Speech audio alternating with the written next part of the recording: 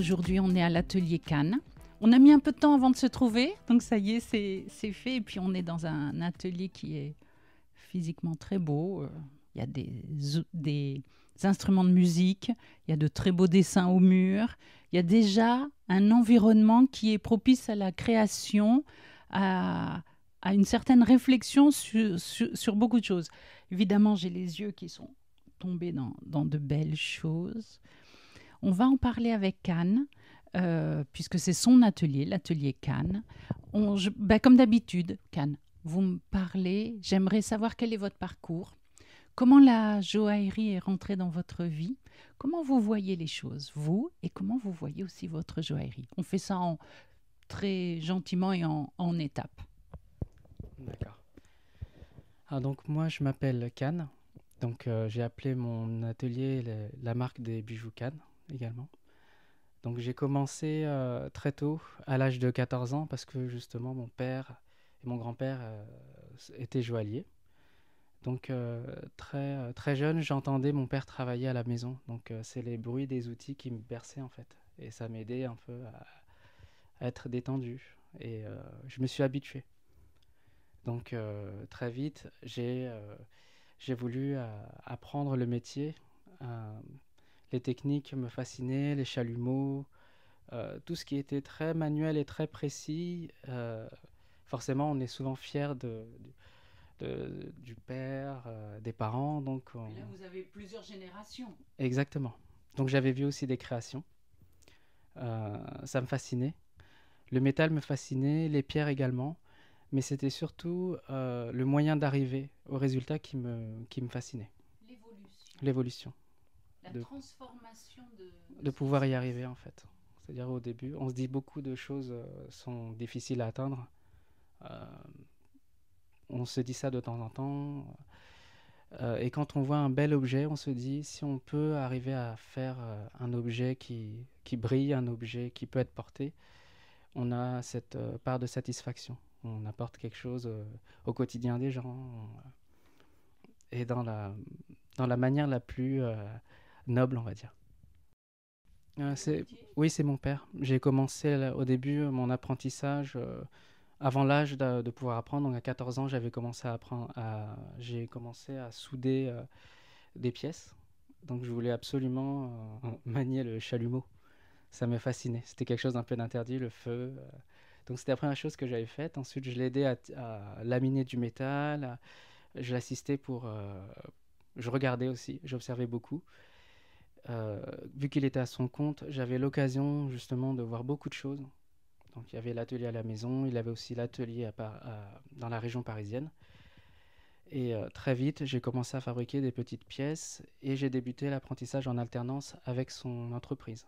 D'accord. Donc, Ok. donc à l'âge de 16 ans, j'étais à la BJO. Donc anciennement c'était BJO, maintenant c'est la HEJ. Donc là où j'ai passé des belles années d'apprentissage en rencontrant aussi des personnes qui étaient passionnées par le métier, des jeunes personnes aussi ambitieuses. Donc ça m'ouvrait un peu l'esprit vers quelque chose comment dire, de générationnel, mais d'ambitieux et ça faisait rêver en fait quand on s'échange les idées avec d'autres élèves. On voit qu'il y a beaucoup d'idées à partager, des visions différentes. Et c'est là qu'on se rend compte que le métier, il sort aussi d'une de l'entreprise familiale, mais il a plusieurs démarches et plusieurs styles.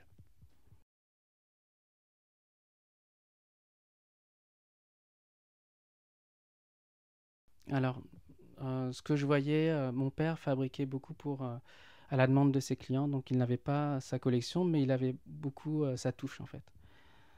Il aimait. On venait le voir pour quelque chose. Oui, parce il était très sérieux, très investi. Il avait la passion, il savait présenter le projet au client et emmener le client avec lui, en fait, lui donner envie de porter le bijou. Et comme il était très précis et très minutieux, on sentait vraiment qu'il avait la passion et la passion. Donc c'était ça le plus important pour ses clients. Au niveau du style, je l'ai découvert au fur et à mesure, c'est-à-dire que En termes de culture de la joaillerie, j'en ai pas beaucoup. Pour vous dire, je me suis très vite intéressé au façonnage, mais pas spécialement aux pièces iconiques qu'on trouve dans les dans les grandes marques en haute joaillerie. Donc l'idée, c'était de ne pas spécialement prendre d'inspiration, mais d'en avoir au fond de soi par le biais de la musique, par le biais du dessin, des couleurs. Donc ce qui me passionne aujourd'hui, c'est de faire nourrir l'idée vraiment de l'intérieur, euh, de, euh, d'imaginer par moi-même comment je conçois un bijou, vers quelle matière je me tournerai, et peu importe si c'est une matière qui plaît ou qui plaît pas, d'abord l'expression, puis le caractère vraiment esthétique du bijou est important. Ça part ça peut partir d'une couleur, d'une émotion. C'est-à-dire, par exemple, les premiers bijoux, j'ai commencé à fabriquer des bijoux en choisissant des contrastes, de mettre en avant des contrastes. Donc, par exemple, pour la bague Magma, je voyais, euh, je voyais un bijou, je voyais quelque chose comme du clair-obscur, quelque chose qui s'illuminait dans le noir, en fait. Et donc, je me suis un peu renseigné sur comment noircir du métal, comment l'oxyder, et, euh, et quelle pierre pourrait être lumineuse, en fait, sur la matière, en fait. Comment on pouvait avoir quelque chose de lumineux dans quelque chose de sombre.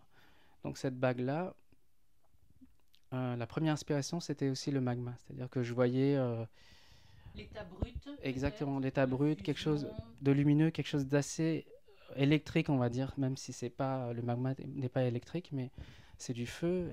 Je voyais quelque chose d'assez vivant, d'assez d'assez incisif. Donc j'ai commencé à créer une bague qui possède un aspect assez brut, mais quelque part, euh, j'ai voulu garder un certain contrôle en créant des détails qui sont à la fois réguliers sur une surface organique. Donc, quelque chose de dessiné dans quelque chose d'imprécis.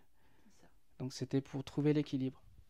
Euh, Trouver quelque chose qui pourrait à la fois avoir un équilibre, un déséquilibre, donc jouer vraiment sur les émotions, sur la curiosité aussi. Donc c'était ça qui m'intéressait pour ces bijoux-là.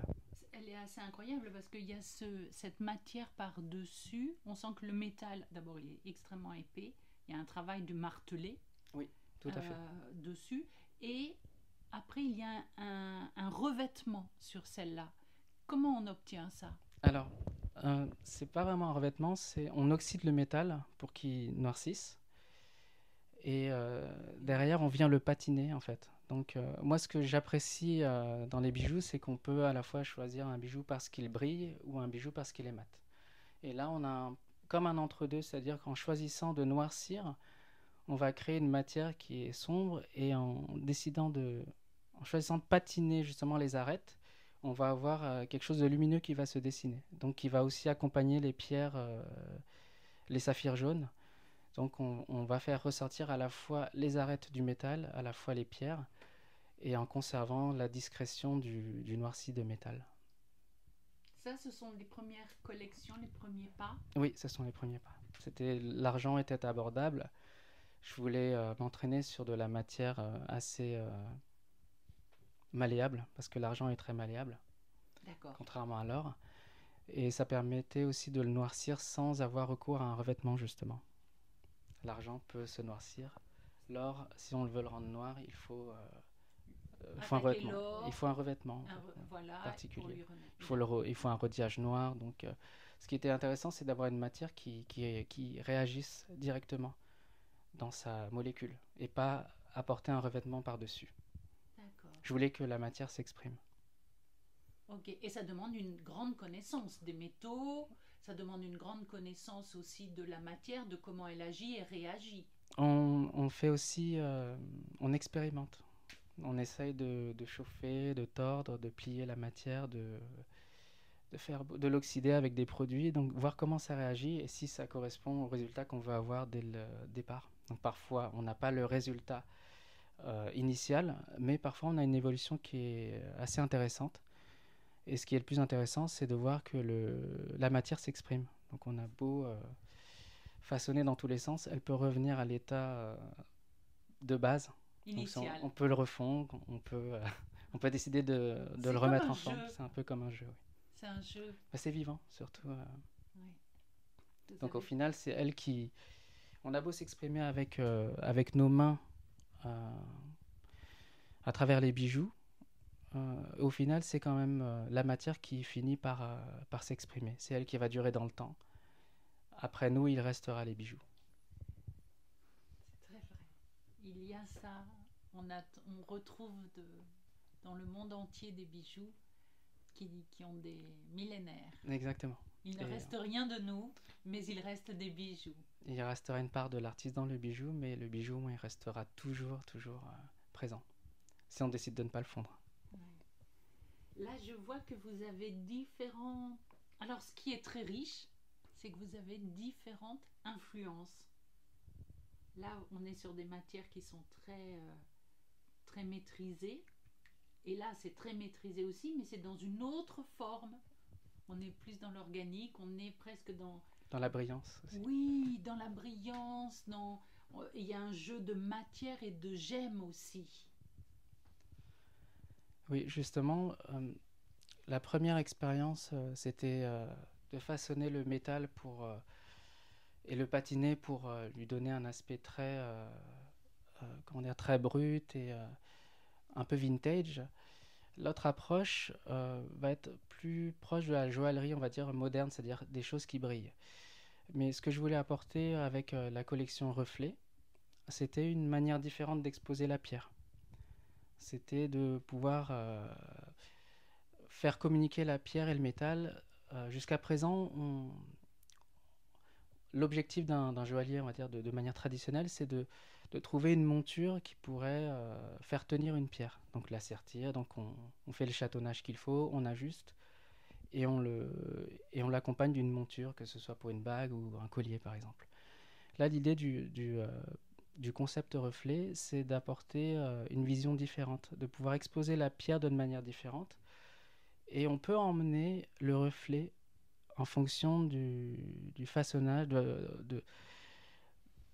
en fonction de la fabrication du métal. Donc, et du volume. Et du volume, exactement. Si on décide de créer des ondulations dans la coque, qui permet justement de créer ce reflet, on va créer une déformation également du reflet de la pierre. Donc ce qui est intéressant, c'est que là, on voit vraiment le métal réagir, mais d'une autre façon. Elle vient créer un miroir. Oui. La pierre et le métal se fondent. Oui. Il peut être même difficile de délimiter exactement la gemme de son environnement. Est-ce que là, je suis dans la gemme ou est-ce que là, je suis dans le métal? Quand je la regarde, j'ai un moment donné où je cherche. Oui, vous êtes un peu curieuse et vous essayez de trouver les limites. Jouer avec. Exactement. Disons que c'est aussi intéressant d'avoir le tableau de la pierre qui se reflète sur le métal, parce que même ces inclusions, parce que ce qui est intéressant, c'est justement, aujourd'hui, on cherche souvent des pierres très pures. Très pures parce que voilà, elles sont cotées, elles sont très recherchées. Les pierres incluses, elles sont un peu laissées à l'abandon.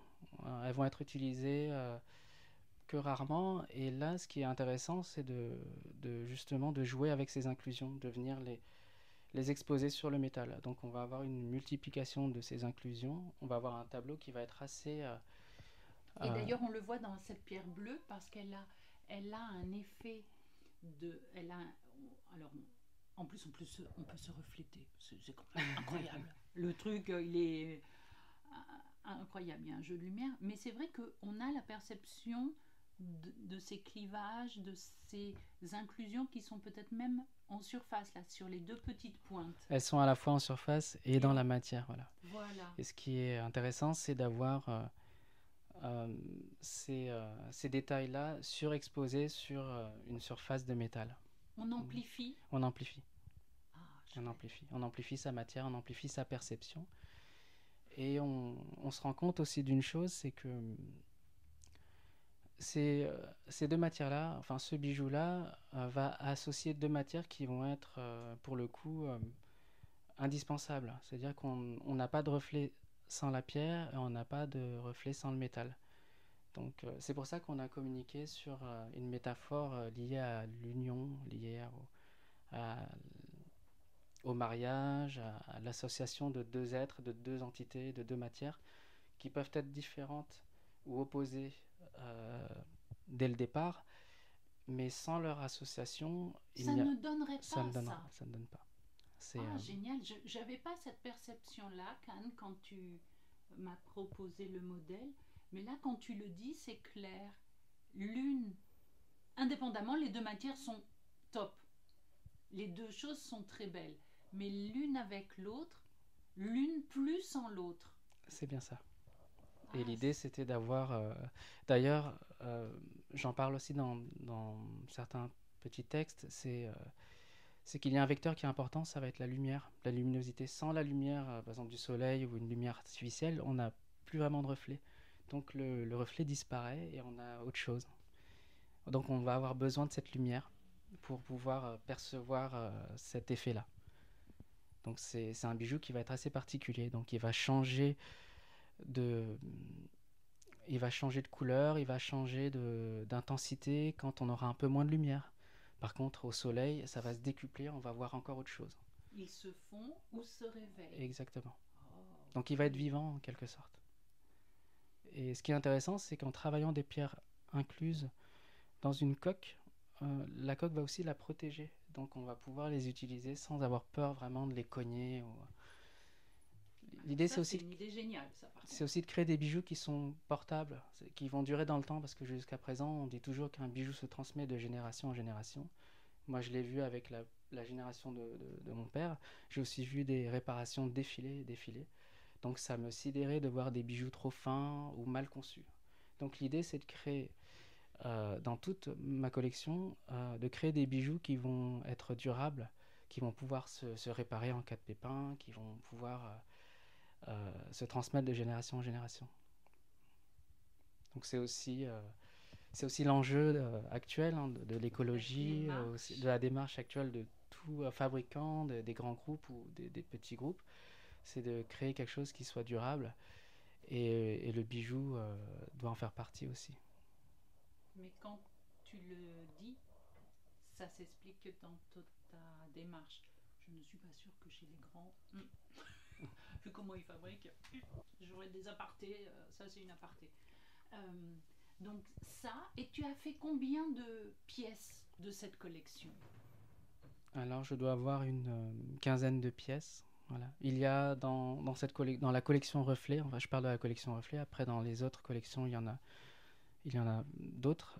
Dans la collection Reflet, on a à la fois des pièces uniques, donc une pierre qu'on va trouver de la bonne dimension pour avoir un bon reflet, la bonne matière qui va se refléter. Et à la fois, on travaille sur des pierres calibrées qu'on va pouvoir répéter sur une micro-série. Donc ça va être des bijoux peut-être un peu plus petits qui vont pouvoir satisfaire une clientèle différente et pouvoir se porter comme une bague de fiançailles ou comme une alliance. Donc derrière, on choisit également d'accompagner, comme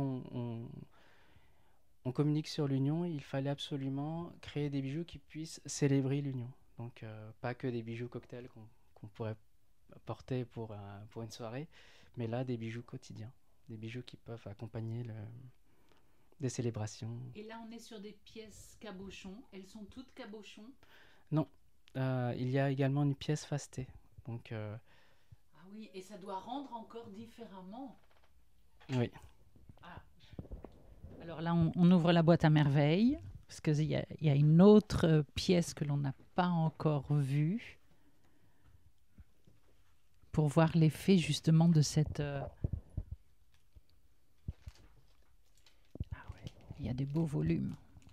Et il y a des volumes plus fins. Exactement. C'est ça qui est chouette, c'est que tu as pu moduler. Ah ouais.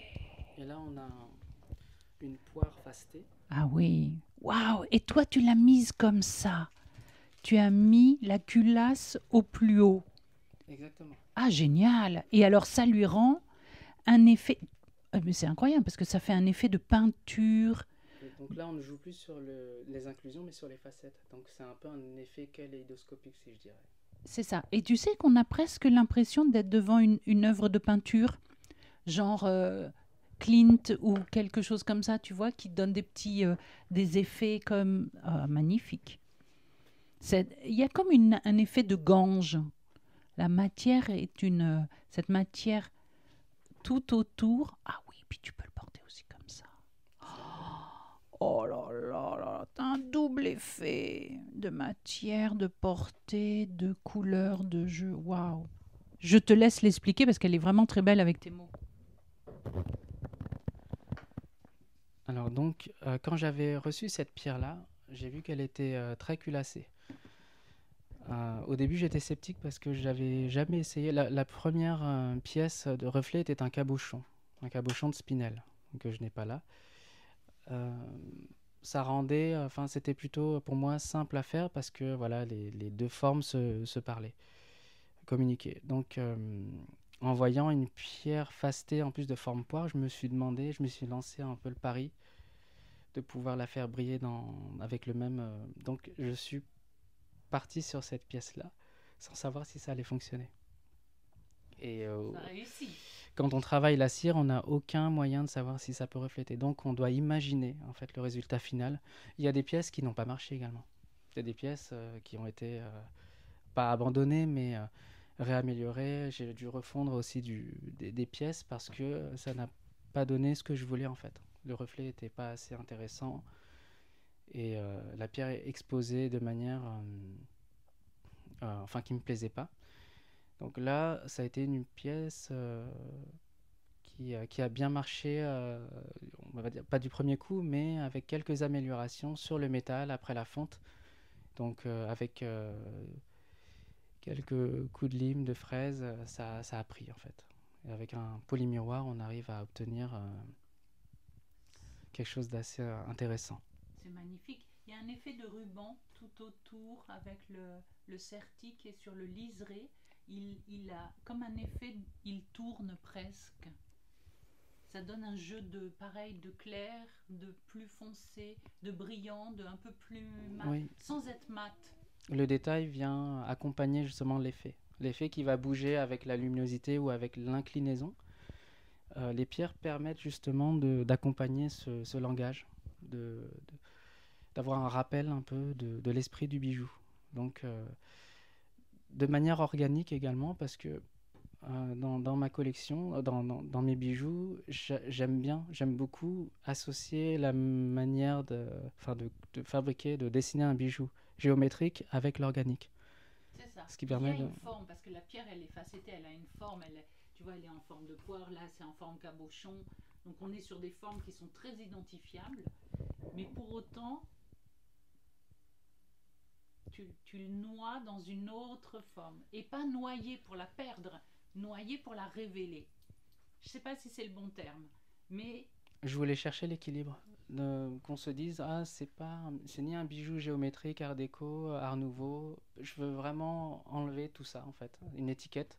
Je veux lui apporter vraiment une personnalité et une approche différente de tout ce qu'on peut avoir, en fait. J'essaye pas de me nourrir de ce qui se fait déjà. J'essaye de faire en fonction de mes envies et en espérant que ça plaise, surtout. Et c'est ce qui peut créer l'équilibre. Je dirais qu'il faut un peu de tout. Il faut à la fois de la maîtrise et à la fois du lâcher-prise pour avoir quelque chose de sympa. extraordinaire. Et alors, est-ce qu'on peut parler de celles-ci aussi qui sont carrément incroyables? Et dans tous les sens du terme, hein. Alors, la collection Édifice, c'est une nouvelle collection. Donc, j'ai travaillé cette année dessus. Lorsqu'on porte un bijou, et quand on le retire, on a tendance à le poser, que ce soit dans une boîte à bijoux ou à le poser sur un bureau. Elle garde juste sa fonction de bijou en attendant d'être portée. L'idée de la collection Édifice, c'est de créer des bijoux qui se posent, donc des bijoux objets qu'on pourrait retirer une fois en fin de journée, on le pose et ça devient un objet de décoration. Donc la collection Édifice s'inspire complètement de la première collection Empreinte. Donc on vient chercher des détails, on vient rendre ces détails plus modernes. On apporte de la hauteur dans le métal, donc de l'épaisseur, donc on cherche à avoir quelque chose de encore beaucoup plus durable, quelque chose qui va traverser le temps et quelque chose qui va être... on glorifie un peu ce petit objet en version... On lui donne un peu plus d'ampleur. Ouais, comme un édifice, comme un grand menhir, comme une grosse pierre qu'on va poser, qui va tenir debout et qu'on va pouvoir admirer en fait, sous tous les angles, parce que le bijou est travaillé absolument sous tous les angles. Donc on a du détail partout. Et on rejoint un peu ce que je disais, c'est-à-dire quelque chose d'organique. Oui, il y a de l'arrondi, il y a des angles. Alors c'est coupé parfaitement droit, parfaitement équilibré. Il y a un très bel équilibre général. Et on est sur des angles, sur des formes très identifiées. Et pour autant, ça donne, comme tu dis, un édifice, une sculpture, Voilà. je trouve. Et chaque bague va vraiment récupérer les détails qu'on avait avant, que ce soit la magma, la fauve ou la bague dragon. Donc on va lui donner une figure différente, tout en conservant son ADN de base. Donc il y a quelques détails qu'on va reprendre des petites bagues un peu plus organiques et on va remoderniser. On va lui apporter une seconde vision, une seconde vie et une autre vision de ce qu'elle représente déjà. Est-ce que tu peux me parler de ce détail que j'adore, comme une petite signature qui est là? Alors c'est un petit diamant qui est serti avec un filet avec des branches comme une étoile. Donc c'est un peu le point d'ancrage de la bague en fait. Comme si de ce petit diamant naissait toute la forme de l'objet en fait. Donc ce qui est agréable, c'est qu'on a ce petit point lumineux en contact du sol. Donc quand on pose le bijou, on peut aussi vraiment prendre en compte qu'il y a cet ancrage. Donc c'est juste pour souligner un détail et pour attirer l'œil vers le sol en fait, vers le bas du bijou, pour qu'il puisse vraiment... Et face à l'ampleur de la bague, cet effet juste de scintillement. Il y a juste un effet de scintillement, parce que la bague elle est plutôt mate. Oui, de manière générale elles sont plutôt mates et ce scintillement permet justement d'apporter un petit point lumineux en fait. C'est ça. Et ça attire un peu l'œil, c'est assez sympa je trouve. Il y a 2 modèles, Cannes? Non, il y en a plusieurs. Oui. Ok, on verra au salon. Ils sont là, mais on peut les voir au salon, oui, effectivement. Combien de modèles tu amènes au salon? Alors, dans la collection Bazin Pédifice des bagues objets, à peu près 7-8 modèles. Collection Empreinte, une dizaine. Et la collection Reflet, une dizaine. Donc à peu près. On va sélectionner quelques modèles, on ne peut pas non plus remplir la vitrine. Mais on va faire une sélection de ce qui pourrait plaire et de ce qui nous plaît aussi. Comment est-ce que tu communiques, toi, Cannes, avec tes bijoux? Est-ce que tu as un site? Est-ce que tu as juste quelque chose? Ou tu profites des salons pour... Alors, je profite à la fois des salons. On a également un site internet. On a un Instagram et on a des revendeurs sur Paris. Donc, on a la galerie Cara, la galerie 23 à rue de Richelieu et on continue encore à développer justement nos petits points de vente. Tu sais que tu es un des ateliers que j'ai clairement vu qui fait du mixte. C'est-à-dire que j'ai pas le sentiment que les bagues ne sont faites que pour des femmes. Oui. Est-ce que c'est une volonté? C'est une volonté. Disons que je pense que... comment dire, il faut aussi une éducation par rapport aux bijoux. Je trouve intéressant de donner aussi envie aux hommes de porter du bijou. Donc, j'ai déjà vendu des bijoux à des hommes qui ne portent pas de bijoux. Donc c'était assez flatteur, j'étais content de l'apprendre. Mais juste parce que l'objet leur a plu.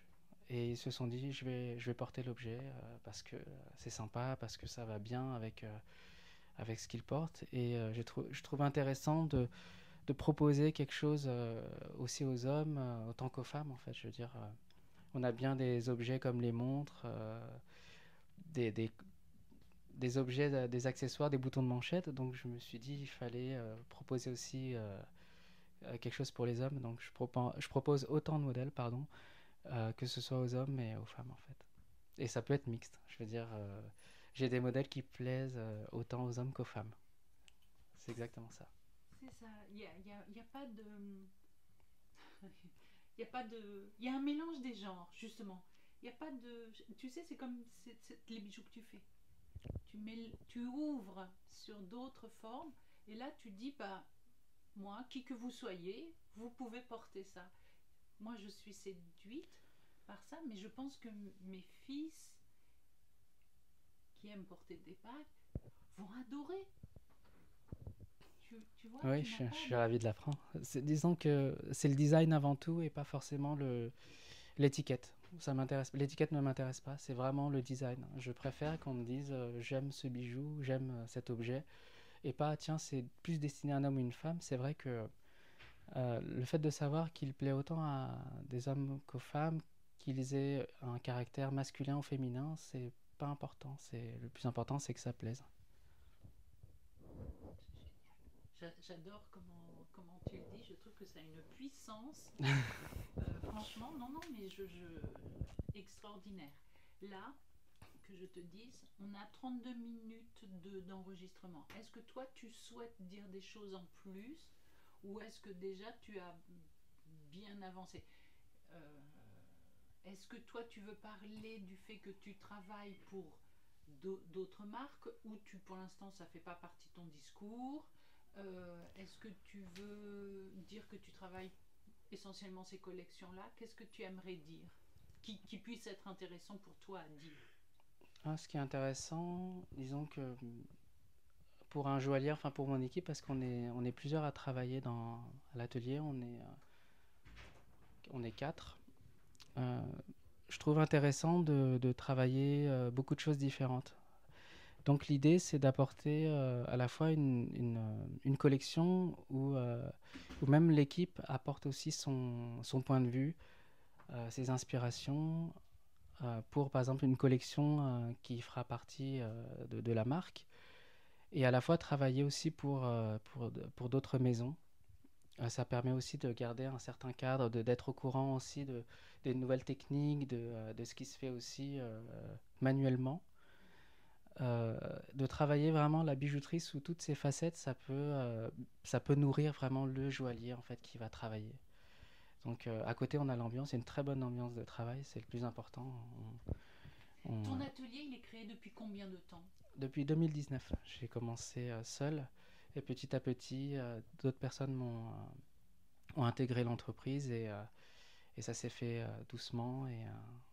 Est-ce que tu t'es dit, comme je viens d'une famille où on a fait des bijoux, de la joaillerie, moi, c'est normal que je le fasse aussi, que je sois indépendant, ou est-ce qu'à un moment donné, tu as travaillé dans d'autres ateliers?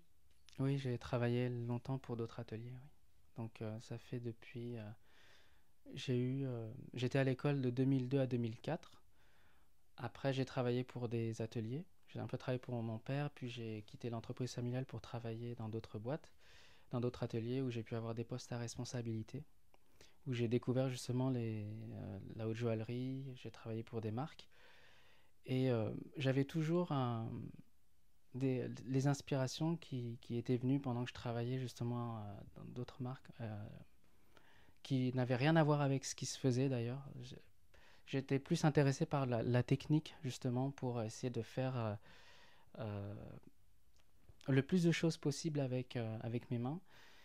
Et, euh, et ce que je fais aujourd'hui, c'est plus l'expression des inspirations qui ont accompagné toute cette carrière, enfin cette petite carrière qui justement m'a apporté beaucoup pour créer des bijoux. Donc j'ai pu avoir des réponses à des questionnements, à des problèmes techniques. J'ai pu les avoir grâce au fait que j'ai pu travailler avec eux. Donc d'un côté, ça forge et je continue toujours à travailler avec eux. et ce que je fais à côté qui n'a rien à voir, qui va être plutôt... il y a des bijoux assez rock, je travaille beaucoup l'argent, et les bijoux reflets, c'est vraiment un concept un peu... enfin, assez différent. Donc, si on accepte de travailler avec moi, c'est justement parce que je fais aussi quelque chose de très différent.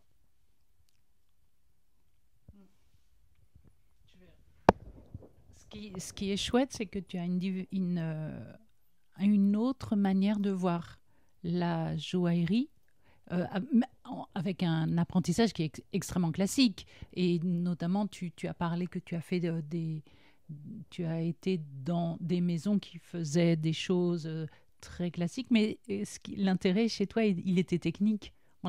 Enfin, je comprends qu'il est technique et qu'après, ça t'a servi comme de base pour créer ta propre joaillerie. Et alors, elle est extrêmement large, elle est dans des formes qui sont pas des formes différentes.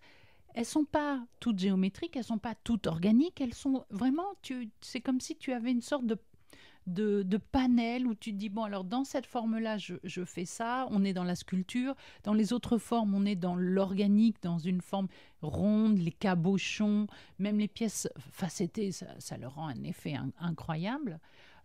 Et tout ça est dans ton monde de la joaillerie. Il est quand même très vaste, il est très original et avec un savoir-faire qui est une fabrication qui est nickel. C'est-à-dire que là, on est sur le serti est superbe, la fabrication, le poli. Ça, pour faire ça, faut un travail de...